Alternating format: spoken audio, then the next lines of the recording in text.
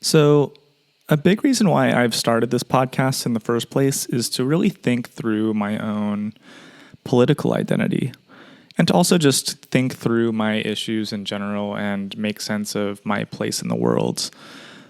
My belief is that this should help everybody with this kind of thought process and everybody's orientation with society and goals and interests and priorities, etc.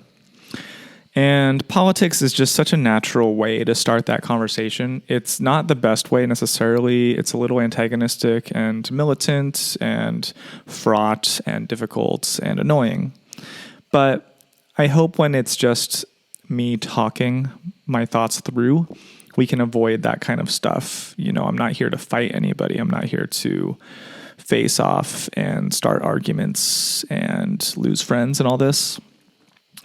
But in real life, that does happen, and it's sad. And it's weird because I've always seen eye to eye with my peers when I went to UC Berkeley, even before that, as, the president of a civil rights club and going on marches and being into punk music and dressing like, a ska punk rude boy and with the checkered patterns and just being anti-racist and feminist and all these things. I've always felt really strongly identified with radical left ideas. And I guess that made me kind of antagonistic toward centrists and people on the right for sure.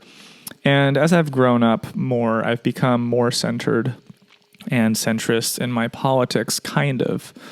But, I've done a few episodes of this podcast already, and I've definitely reaffirmed my commitment to being pro-choice in regard to abortion and separating church and state in regard to, governance and religion, and reducing the military budget, not trying to be the world's police force, as a foreign policy as an American.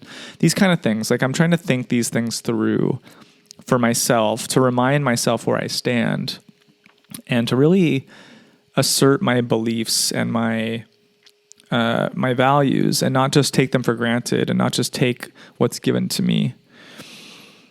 And I've been using this online quiz called isidewith.com to help me formulate these thoughts. This is a quiz designed to help you decide who to vote for in the 2020 election, which Democrat should face off against Donald Trump, and who you really believe in.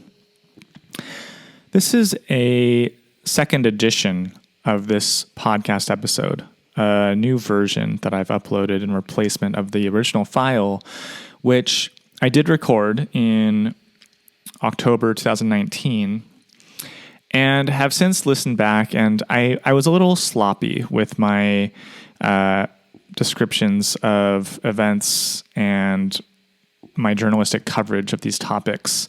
And I want to be a little more careful in explaining these issues because it might be worthwhile to get some things right here.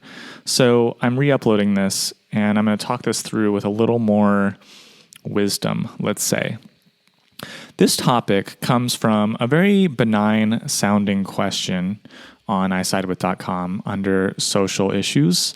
The question is this: should universities provide trigger warnings and safe spaces for students? It doesn't sound like much, but we're going to spend, up to an hour talking about this because it's actually way deeper than it sounds on the surface. This question really opens up a discussion on modern social justice and the far left. And this is a very big issue. It becomes clear that it's a big issue in 2020. In 2019, it was still not totally clear to a lot of people. In 2015, when a lot of these events were happening, it wasn't clear at all. Nobody really understood what was going on. And that's what I want to talk through here, because I was aware of this stuff at the time, and I actually felt crazy for caring about it. And what I mean is that I started rejecting the typical train of thought or thought process that a lot of my peers would have on these topics. And I started finding myself on the other side of things.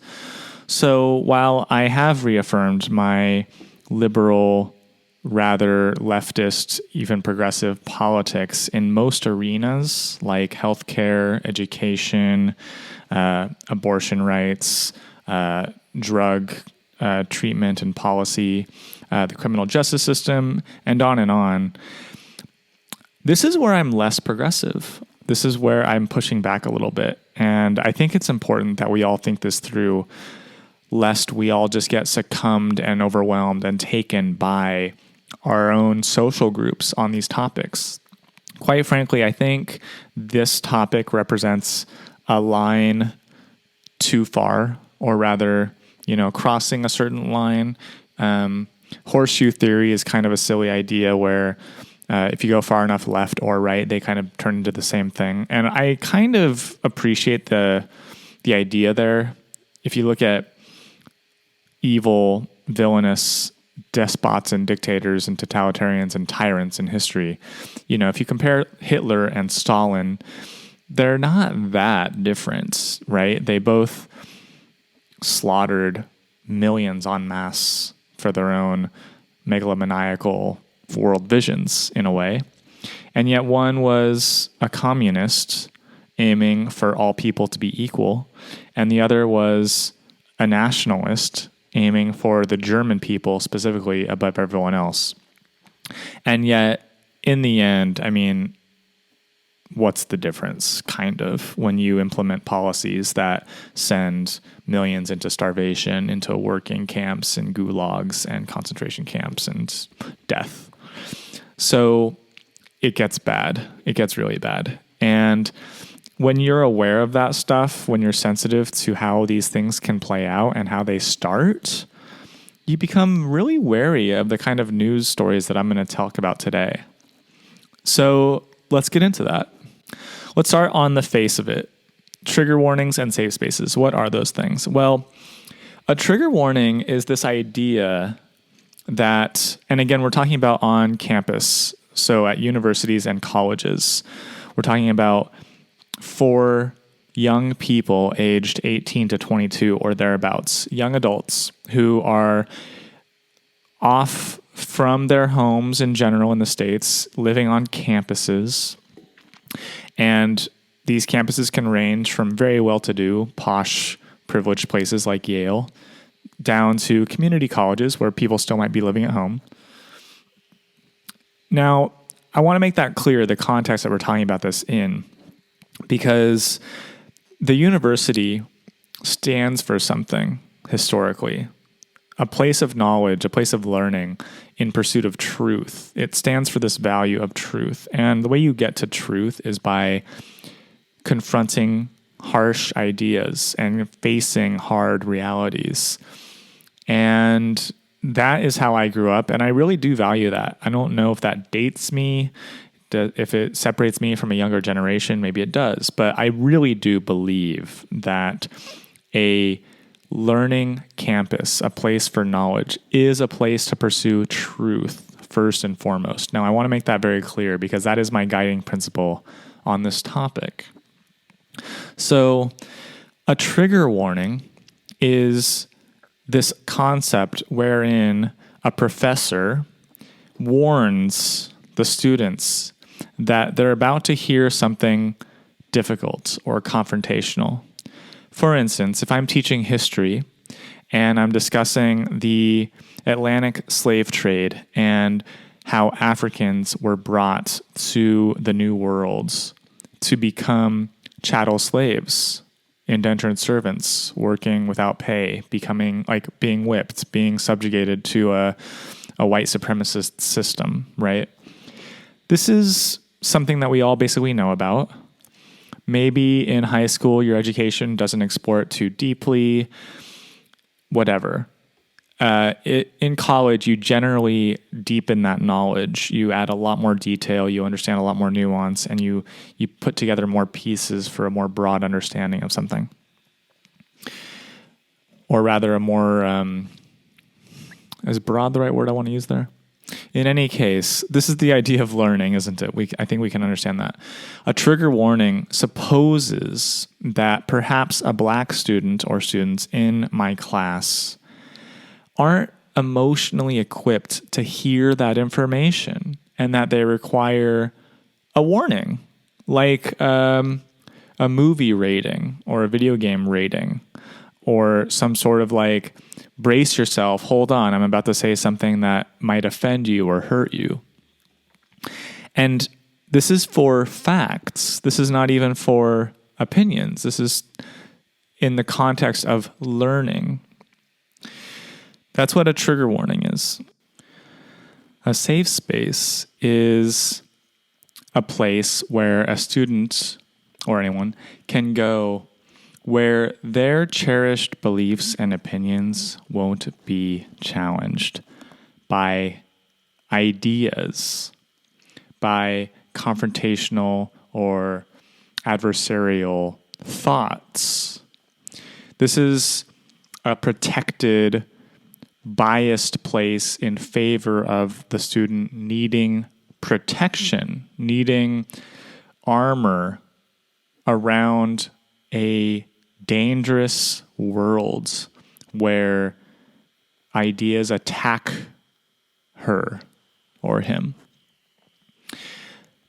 This is a safe space, supposedly. This is how this phrase is being used. A room where a student can go when somebody comes to campus that challenges their opinion or worldview, where they can feel safe, because the implication being they don't feel safe in a lecture hall where somebody is talking in a way that challenges them. This really upsets me, I have to say. This really disturbs me because it's totally opposite to how I feel about this phrase. I think of us in a safe space right now, you and me, where I can speak my ideas freely, where I can think out loud without judgment. The whole idea of my podcast is to think out loud. I have not written an essay on this topic. I've thought about it a lot already, but I'm thinking it through aloud. And I'm doing that on my own. I'm speaking to myself into this microphone. I am physically safe in my apartment. I'm alone. The windows are closed. The doors are locked. The city feels safe. But more importantly, I feel safe mentally and emotionally because I can voice whatever thoughts I want, and I'm not being antagonized by a debater with me. So many times these kind of conversations devolve into a really annoying debate, as plenty of you understand. That's not what this is about. This is about thinking through these difficult topics safely and thoughtfully. And I don't believe everything that I say. I might think aloud, what is going on campuses? Why are so many people so stupid? Why are there more stupid college kids these days? Why, that might be an offensive thing to say, and the further I go with it, the more offensive it could become. I don't know. But I feel safe to voice it. And if you were here with me and you were in this space with me, maybe you could say, Keith, that might be a little far or whatever. That's a safe space where I can say anything. Not where you can't say anything. That's not a safe space. That's a censored space. That's a verboten space where ideas are militantly censored and silenced. And that's the world we live in now. It's cancel culture. It's call out culture. It's virtue signaling and scoring points against people.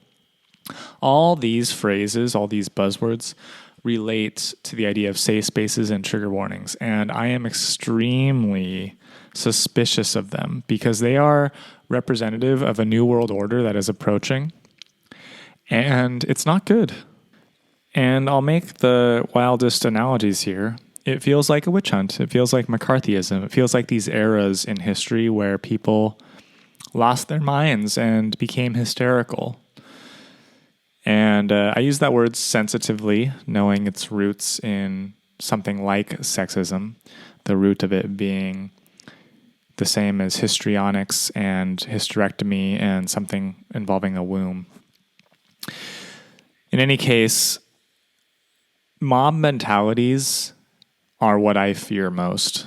And giving into these mob mentalities and demands is something that I'm not willing to do, which is why I stand against safe spaces. And my opinions on this coalesced around two, at least, major events on college campuses, one in 2015, one in 2017. And I'm going to describe these two events for you. 2015, October, Yale University in New Haven, Connecticut. This is considered one of the best, if not the best, colleges in America, if not the world. It's a very prestigious institution with an enormous endowment. It costs a lot of money for people that can afford it. It costs almost no money for underprivileged and disadvantaged students who do get in and do get free rides, despite the line of thought these days that America is a white supremacist place where people are constantly and continually disadvantaged. It's not true. So on this campus in 2015, there was an uproar about Halloween costumes. And if you paid any attention to culture, you know that Halloween can be a difficult time for people, not because of typical fears of monsters and goblins and ghouls and witches and whatever monsters, but more because of stuff like blackface and cultural appropriation and dressing up as an Amerindian Native American person or dressing up as, a vato from, like Hispanic culture or wearing a Chinese dress. That's more related to the prom story. But anyways, the point is Halloween can touch some hot buttons. And this is how it played out. Our main characters are a faculty couple, actually, called Erica and Nicholas Christakis. They were kind of the adults in the room in a certain section of Yale's campus. They were in charge of a certain house or college. And there was talk, there were some mutterings among the students that they wanted to make sure that nobody wore offensive costumes. And Erica Christakis wrote an email to the students saying essentially, are you sure you think that faculty or staff need to police this issue? Are you sure you want to cede your freedoms that way to a higher power?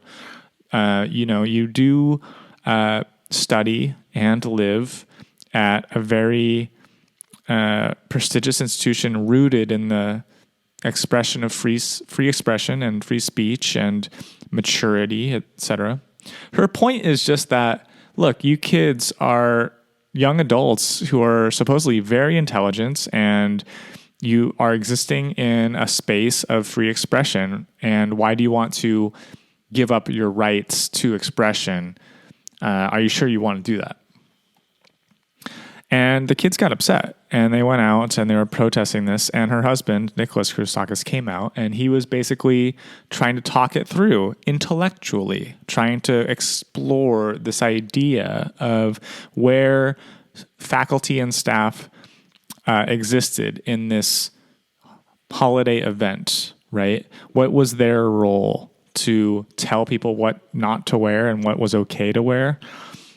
He and his wife were being extremely mature and thoughtful and intelligent, thinking, well, who the hell knows what you're allowed to wear? You figure it out. We trust you guys to figure that out. Why are you asking us to police that as authoritarians, right? So let's imagine what kind of backlash he faced. I'm going to play some audio. Right? You're for racism. Okay. So we're sitting here telling you that you are being racist. You are being offensive. You admitted that you hurt us. Why can't you say sorry? Hurt you. I'm sorry. By saying that you didn't have the right to dress up as us, that's how you're hurting us. One at a time, please. Would you one at a time? It's very easy for any trivial world of mine to be misinterpreted. So one at a time. I'm happy to speak to you as much as well. I can't speak to you as much because I have other students that need time as well. So unfortunately, a little bit already I'm late. I'll have to go back. But there'll be more opportunities. Let me just say while I'm here a couple things. Give me 1 second to say. We are meeting with the Silliman-only students at noon to 2 on Sunday who signed... He's been called racist already here, apparently for opening up a possibility for racism to occur. That's the challenge right now. Let's keep listening. And to see the extent to which they're in agreement with your beliefs. That you seem to think that somehow I don't agree with the content of your beliefs. And that's not what's happening from my perspective. From my perspective. I don't see you as agreeing. Can I say something? Can I just interject really quickly? The moral of Michaela's comment just now, the moral of the story is that she wants an apology, yet you respond not with an apology. That's my point. I'm just saying, can I finish? Are you going to address the heart of her comment? That's all I want. Are you going to give an apology? Are you going to say that you're hearing us? Are you going to then go to the lengths that she wants you to go to, which to me don't seem very far, but still seem, we're not making a judgment on Master Christakis is inherently, we just want an acknowledgement of hurt, and we have yet to get that, which Michaela just said in different words. So my question is, are you going to say that or not? Because then I could just leave if you're not going to say that. Because I've heard I was at the discussion, I'm going to be there on Sunday, and I'm going to listen, but what I'm listening for, I've not yet heard. So I'm just asking, are you going to provide that, or are you not going to provide that? I have to think about this idea for a moment. So the idea of apologizing. Yes, because let me ask you this. If I ask you to apologize right now for delaying me from all my other obligations to other students. Okay, my question is, let's say I was tolerant. There's a lot going on here. I don't know exactly how to parse out this video, but essentially you're hearing a confrontation in which students are holding hostage a teacher and berating him for every point that he tries to make. They don't want to have a conversation on his level. He's trying to meet them on their level, but he knows that they're being babies. You really say hurt feelings, but I want you to recognize that it goes deeper than feelings. It is an affront to a group of people. Okay, great. So then that's what I want you to say. If you understand that, then you can put it in your own words. And then I'll Okay, so you want me to say, I apologize that I hurt your feelings. I'm looking at her and I'm listening very carefully. And it goes deeper than that. I know it's deeper than that. So then apologize! I want to make sure. I don't understand, what is this? Can I say, I'm sorry, you said you have to put these. So there's a girl breaking into tears over the fact that she's not getting an apology from Nicholas Christakis. It's still not clear to me what they want the apology for. You have created space for violence. I disagree with that. I disagree with that. You don't get a choice here. I disagree that I've fostered violence. I disagree with that statement. Can I just really quickly? Yes. What is your name? You don't need to bend down. I'm not bending. What's your name? I do not want to shake your hand. I do not respect you. I don't hear that. I'm looking at the smirk in your face, and I'm disgusted. Okay. I am sick.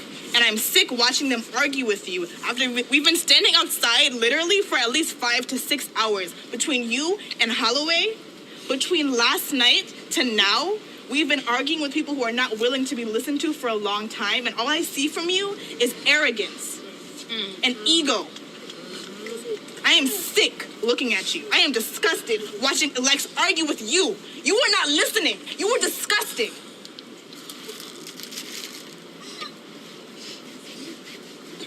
I don't think you understand that. And before I was not angry, per se. I was disappointed, maybe. I thought maybe there was room for an apology. You've clearly told us that you do not plan to offer an apology for your words. You left the meeting last night to go home and then tweet, do not interrupt me, to tweet from your Twitter and then the Silliman's Twitter. You showed no remorse. You tried to let your wife leave that conversation without having answered for herself. That is disgusting. That is sick. And now, I wasn't angry before. I was not angry before, but now I am actually angry, sir. I really do not interrupt me. I was not angry, and now I want your job to be taken from you. I don't want you to have this job. I am disgusted knowing that you work at Yale University, where I will get my degree, where I will look back and think I have to argue with you. All right. Don't. I miss my turn now. It's my turn now. Don't do it. Don't do it, sir. Do not do it. This is not the day. You do not want to play this game with me. Do you understand what I'm saying? You don't want to play this game with me. Okay? Understand that. Look me in my face, first of all, and understand that you are such a disappointment to this university, to your students, to yourself, to the things that you claim to agree with.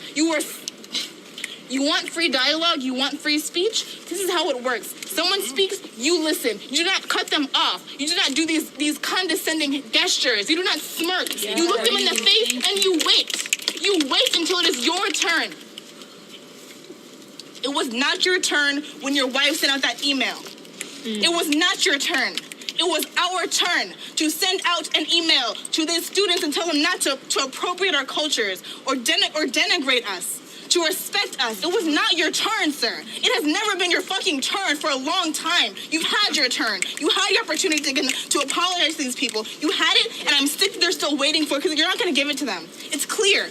And I'm not waiting. I'm going to leave, and I'm going to get my money. I'm going to go to work. I'm going to do my homework. I'm going to watch Scandal, How to Get Away with Murder. I'm going to live my life knowing that you are going to be the disgusting man you were 20 seconds ago, a minute ago, 30 minutes ago, an hour ago, a week ago, and onward.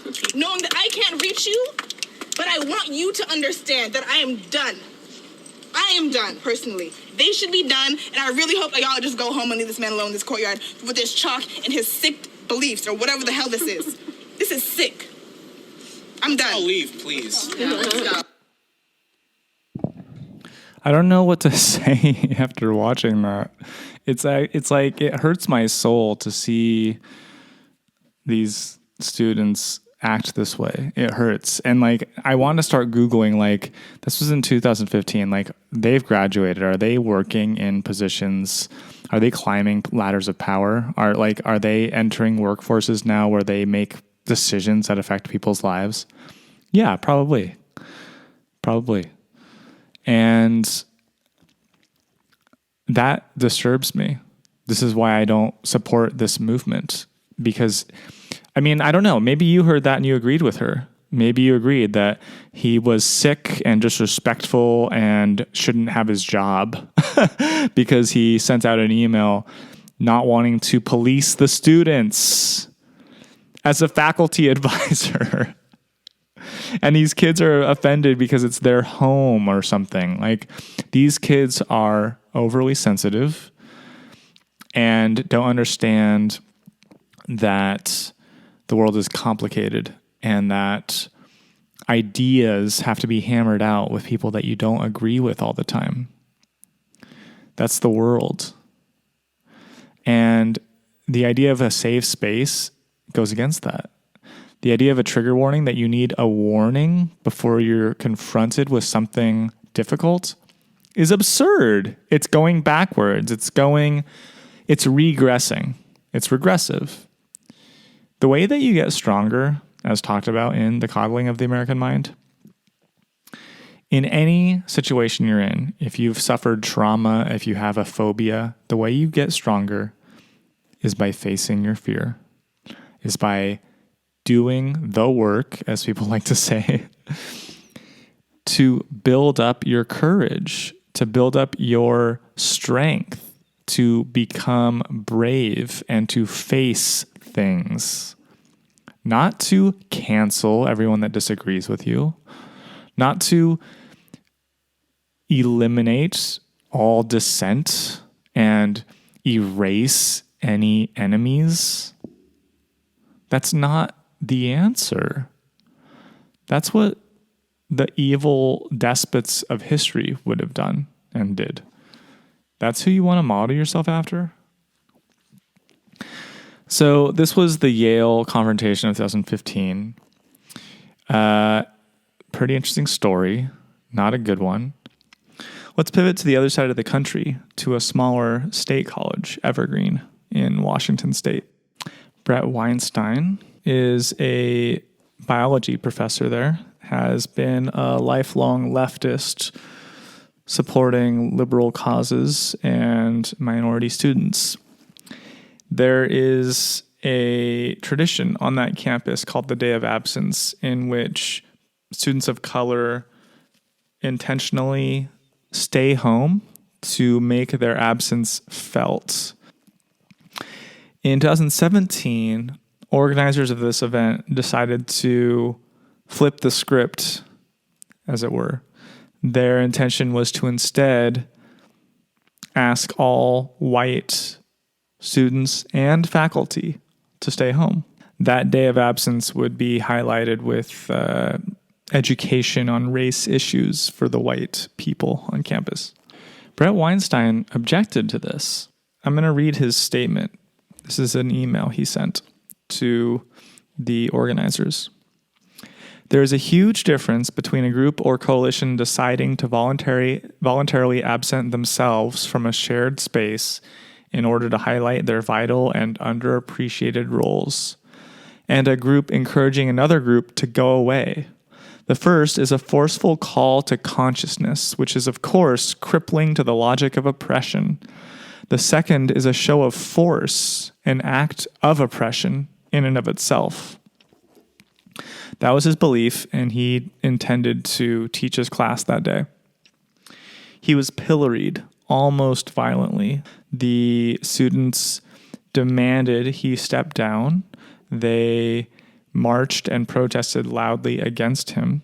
He felt unsafe on the days leading up to campus, bicycling around campus. The campus police took note of this and tried to up their presence on campus and were told to stand down by the university president, who sided with the students and did nothing to protect Brett Weinstein or his wife, Heather Hang. The couple actually ended up suing for damages against their well-being, and that was settled out of court. Let's listen to some of this one. These racist teachers have got to go. Black power! Black power! To go, hey, hey! Ho, ho! These racist teachers have got to go, hey, hey! Teachers have got to go, hey, hey! Ho, ho! These racist teachers have got to go, hey, hey! Ho, ho! These racist teachers have got to go. Black power! Black power! Black power! Black power! Black power! Black power! Or do it. Put your hand down. That's my problem, George. You keep doing these. What about our protection right now? Fuck you and fuck the police! I would suggest that you take under heavily consideration those that oppose the training and Let me remind y'all, that's how whiteness works. Whiteness is the most violent fucking system to ever breathe. I want to cry. I can't tell you how fast my heart is beating right now. I'm shaking in my boots. I got to go, hey, hey! Ho, ho! These racist teachers have got to go, hey, hey! Ho, ho! Somebody's talking, you are not listening. In your head, if you're thinking of a response while somebody is talking, that is not listening. You need to listen. And to be honest with you, I don't even expect you to even say anything to me because I know actions speak louder than words. My mama didn't raise no fool. Stop giggling and laughing every time we say something. Control it. Try. Why did I heard her say that 11 o'clock is running? She shouldn't have to be here at 5:30 still telling you to stop. Okay, I'm sorry to let that run so long. I don't know. I don't know how effective it is to just hear this, but I find it quite powerful to watch and listen to, just witness this level of discourse. You know, I've read about this. I'm going to talk about both of these instances together. In both of these campus incidences, these mobs are largely minority groups. These are Black and Latino people, generally. I don't know if that's worth noting. I'm not sure if it matters or not. I would like to think it doesn't, but I think it might. I think there is probably a cultural difference going on. I think there is something like a different social world inhabited by the middle class adults involved in these stories, and the kids coming to school, to university, and thinking that this is a necessary way to behave in the face of perceived intolerance toward them. And let's recognize where they are correct. There is a history of white supremacy in the USA. There is a history of oppression against their groups insofar as they are relating to their skin color. You know, they have to imagine it 100 years earlier. But apparently they're doing that. These kids are privileged. They're going to good schools. They're getting good educations. They're being listened to. Their behavior is being tolerated. I don't know of any punishments or backlash at them, except besides a public judgment in the court of public opinion. Otherwise, these students have the same rights that I had as a student, that any other student might have. I mean, to go to Yale is a big deal. It's a big deal to go to Yale. So one wonders what the difference is here. Like, what can we say about the side that demands safe spaces? Well, my personal take, my analysis is that it's just a weak move, that it doesn't benefit you as a vulnerable student, even if you are a person of color or a minority of some sort.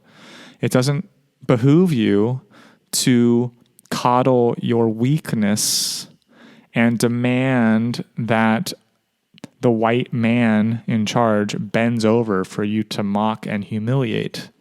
This is not the way to win in life.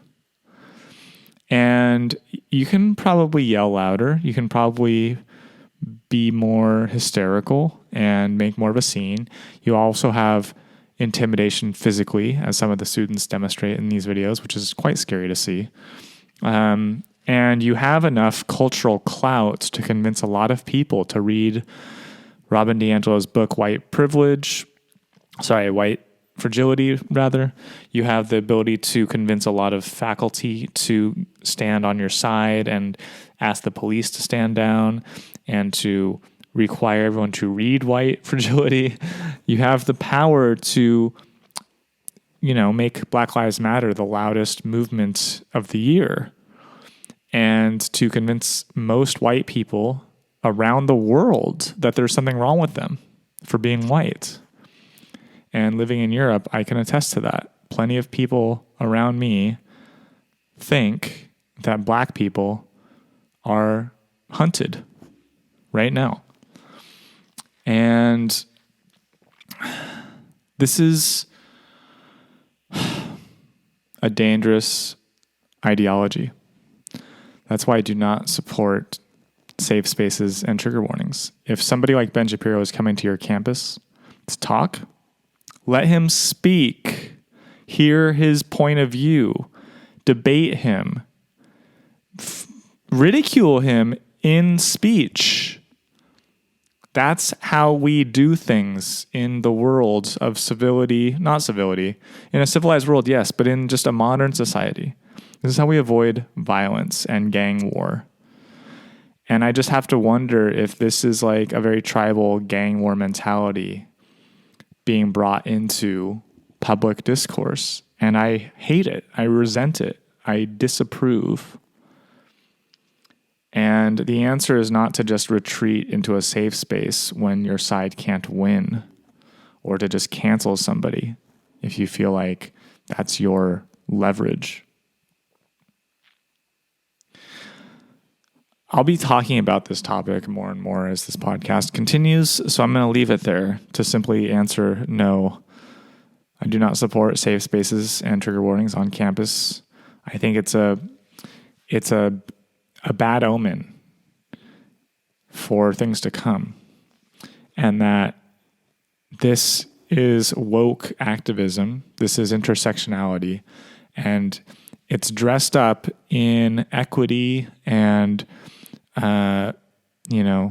tolerance, but it is not that. It is not that. This is not a loving, humane spirit. So beware. And if you think I'm wrong, convince me. Tell me why I'm wrong. I would like to know what the value of these things are. And if we change the dynamics, if we're talking about children, like 5-year-olds, yes. Protect people from information that's dangerous. I do agree with that in terms of development. But for adults and for people at university that are of age, no, don't do that. Don't do that. Let's not downgrade our universities into places for soft, amorphous, weak thinking. Okay, guys, until next time. Ciao.